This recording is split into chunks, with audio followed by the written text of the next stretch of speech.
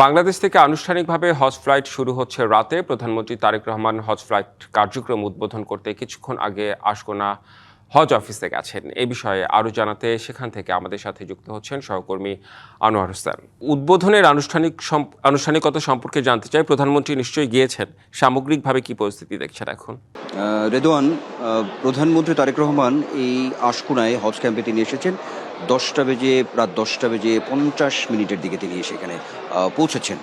যেটি প্রথমেই যেটি তিনি করেছেন সেটি হচ্ছে যে এই হজ ক্যাম্পে আসার পরে তিনি পরিচালকের যে কক্ষটি আছে সেই কক্ষে তিনি প্রথমে অবস্থান করেন। পরিচালকের সঙ্গে তিনি প্রথম যে সাক্ষাৎটি সেটি তিনি করেছেন, প্রায় 7 থেকে 8 মিনিট সেখানে ছিলেন। এখন তিনি হজ ক্যাম্পেই আছেন প্রধানমন্ত্রী। আপনাকে যদি বলি, যেটি বলছিলাম এর আগেও আমরা খবরে, সেই জায়গা থেকে যে তিনি আজকে এটি আগেরই একটি কর্মসূচি, যে আজকে যেহেতু হজ ফ্লাইটের যে উদ্বোধনী যে কার্যক্রমটি রয়েছে, তো সেই জায়গা থেকে আজকে তিনি আসলে একরকম পরিদর্শনে তিনি এখানে করবেন।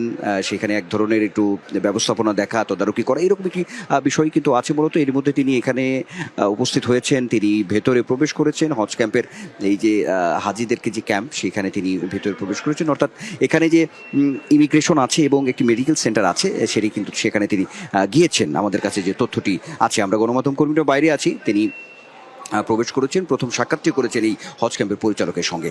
একই সঙ্গে একটি বিষয় আছে যে এখানে যারা হাজি আছে তাদের সঙ্গেও প্রধানমন্ত্রী কথা বলবেন। তাদের একরকম কুশলাদি থেকে শুরু করে যে এখানকার যে ব্যবস্থাপনা আছে সেই বিষয়গুলো কিন্তু তিনি আসলে একরকম তাদের কাছ থেকেও আসলে শুনবেন যে সার্বিক দিক থেকে কোন অবস্থায় রয়েছে। যদিও এই হাজিদের আমরা বিভিন্ন সময়, বিগত সময় আমরা দেখেছি যে যাত্রা নির্বিঘ্নে গিয়ে কোনো সময়ে কিছু অভিযোগের যে বিষয়টি ছিল সেটি আমরা দেখেছি। আমরা এটাও দেখেছি যে আজকে ধর্মমন্ত্রী তিনিও বলেছেন যে আসলে হাজিদের কোনোভাবেই খেদমত করতে গিয়ে আসলে কোনোভাবেই এখানে গাফিলতির কোনো সুযোগ নেই, এমনটা কিন্তু তিনি নিজেও বলেছেন। তো সার্বিক দিক থেকে আসলে বলতে গেলে যে বিষয়টি আছে যে আজকে তিনি এখানে অবস্থান করবেন প্রধানমন্ত্রী পরিদর্শনে, অর্থাৎ এই হাজিদের ক্যাম্প যেটি আশকোনাতে, সেটি এখানে তিনি কিছুটা সময় এখানে তিনি থাকবেন।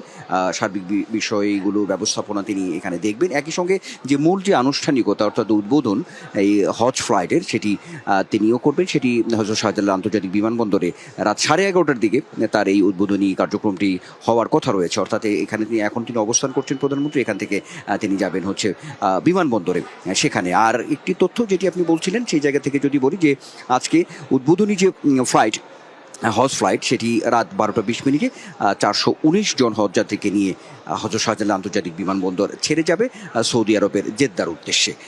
এটি সার্বিক দিক থেকে এবার যে বিষয়গুলো আসলে সামনে এসেছে, এখন পর্যন্ত এখানে যারা হাজি আছেন তাদের কাছ থেকেও আমাদের কাছে যে তথ্যটি আছে, যে এখন পর্যন্ত আসলে যে পরিবেশ পরিস্থিতি এখানকার, তাতে করে তারা অনেকটাই যে এখানে একটু নির্বিঘ্নতা আছে, তেমন ওই বিষয়ে, অর্থাৎ যে খুব যে বড় আকারের যে কোনো অভিযোগ তাদের কাছে এখন পর্যন্ত নেই, এমনটাও কিন্তু আমরা দেখেছি। আমরা নিশ্চয়ই, আপনি জানেন যে ধর্মমন্ত্রী আজকেও কিন্তু সাংবাদিকদের প্রশ্নের উত্তর দিয়েছেন।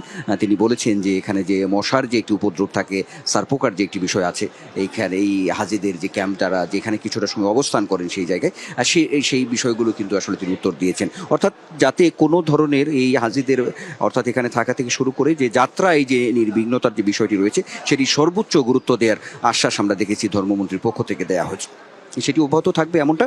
এবং প্রধানমন্ত্রী নিজে আজকে এখানে তিনি এসেছেন একরকম যদি বলি যে পরিদর্শন তথা তদারকি করা, সেটি তিনি করছেন। এই বিষয়গুলো তিনি একেবারেই খোঁজ খবর যে নেওয়া, সেই নিতেই কিন্তু মূলত তার এখানে আজকে আসা। আর রাত 11:30টার দিকে যে তথ্যটি আমাদের কাছে আছে, তিনি আনুষ্ঠানিকভাবে হজ ফ্লাইটের যে উদ্বোধনী যে কার্যক্রম, উদ্বোধনীটি সেটি তিনি উদ্বোধন করবেন হযরত শাহজালাল আন্তর্জাতিক বিমানবন্দরে।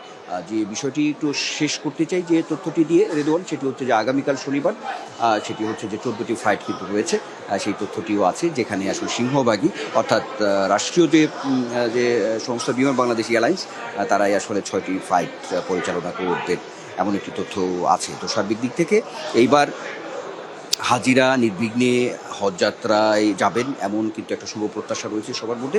শেষ পর্যন্ত যাতে এই যে যাত্রা, তাতে কোনো নির্বিঘ্ন থাকে। একটি বিষয় আছে যে যেটি মধ্যপ্রাচ্যে যে যুদ্ধ পরিস্থিতি রয়েছে, সেই যুদ্ধ পরিস্থিতি এই অবস্থায়ও যাতে হাজিদের যে ফ্লাইট, অর্থাৎ যাত্রা, হজযাত্রায় যাতে কোনো ধরনের কোনো বিঘ্ন সৃষ্টি না হয় সেই দিক থেকেও কিন্তু সরকারের পক্ষ থেকে একটি বড় ধরনের নজর রয়েছে।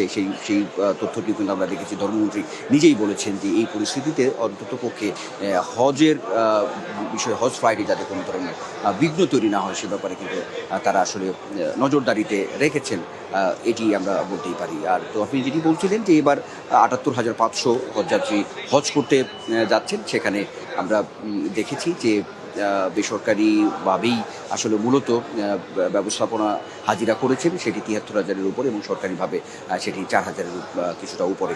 তো সব মিলিয়ে বলতে গেলে এখন একটি শুভ প্রত্যাশার জায়গা তৈরি হয়েছে হাজিদের মধ্যে। প্রধানমন্ত্রী নিজে আজকে এই হজ ক্যাম্পে এসেছেন, একটি পরিদর্শন করছেন, আর এখান থেকে তিনি হযরত শাহজালাল আন্তর্জাতিক বিমানবন্দরে রাত 11:30টার দিকে আনুষ্ঠানিক যে উদ্বোধন, সেই উদ্বোধনটি তিনি করবেন। জি, নিশ্চয়ই। অর্থাৎ বোঝা যাচ্ছে যে এখন পর্যন্ত ব্যবস্থাপনায় তেমন কোনো ত্রুটি নেই, সবকিছুই এখন পর্যন্ত ভালো রয়েছে। ধন্যবাদ আপনাকে আনোয়ার হোসেন।